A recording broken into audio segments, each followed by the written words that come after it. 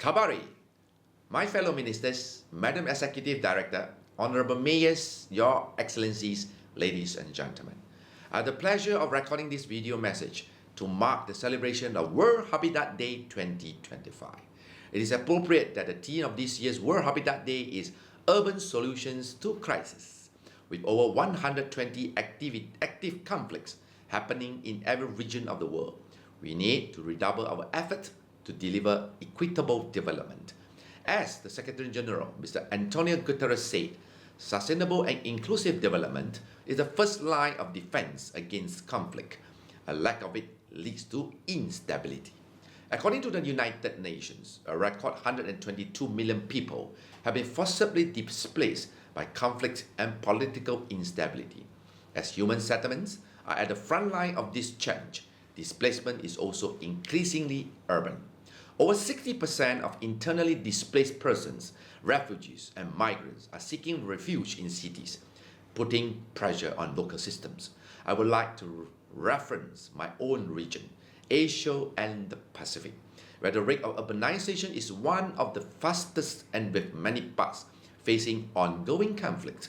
Like in other parts of the world, we often find mayors and local governments receiving, supporting, and meeting the challenges head-on. I'm therefore very impressed with this year's World Habitat Day theme for this optimism.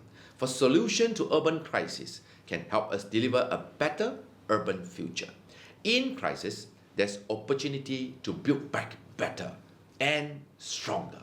I call upon all member states to enhance multi-level cooperation to ensure that our city managers and local leaders have the necessary tools and resources at their disposal to ensure that no one and no place is left behind as we meet the challenges of displacement.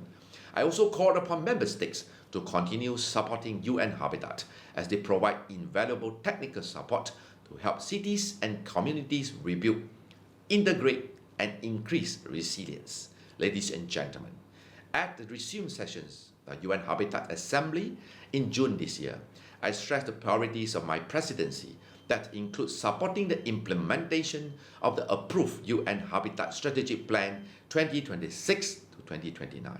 As we recover and rebuild from crisis response to sustainable solutions, let us not forget the need to evolve from the provision of shelter to adequate housing.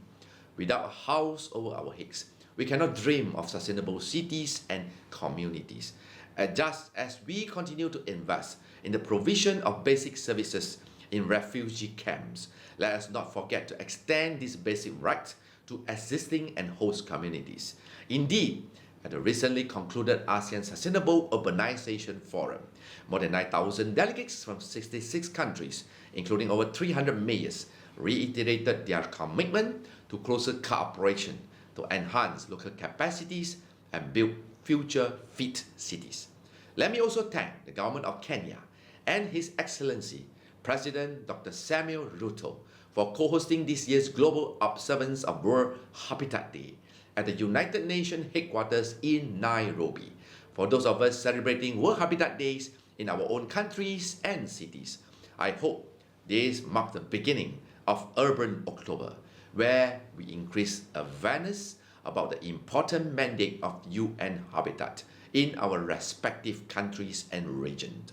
For us in Malaysia, we remain steadfast in ensuring that we double our effort in the provision of adequate and affordable housing, which we are strengthening through the Urban Renewal Act. Not only will we complete the targeted building of 500,000 units of affordable housing, but we will also make stronger land tenure security. Together with our commitment to zero waste, we are looking forward to meeting our climate commitments as well. Finally, let me take this opportunity to wish all of you a very successful World Habitat Day 2025. Let us redouble our efforts to turn action into reality, to make our cities more livable and lovable. Thank you. Terima kasih.